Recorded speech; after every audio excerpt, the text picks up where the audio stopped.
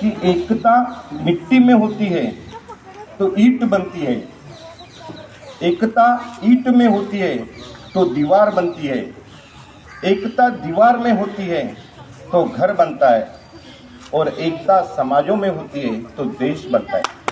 आणि हेच आपल्या भारत देशाचे वैशिष्ट्य आहे. भारत देशाला जे स्वातंत्र्य मिळवून दिलं हे कुठल्याही एका समाजानं मिळवून दिलं नाही, तर सर्व समाज, हिंदू, मुस्लिम, शीख, ईसाई या सर्व समाजांनी एकत्र येऊन या देशाला स्वातंत्र्य मिळवून दिलं. पण आजची जी परिस्थिती आहे की आपल्या देशामध्ये विष पेरण्याचं काम, देशाला दुभंगण्याचं काम हे फार मोठ्या प्रमाणात केले जाते आणि याच्यामध्ये एका विशिष्ट समाजालाच टार्गेट केलं जाते.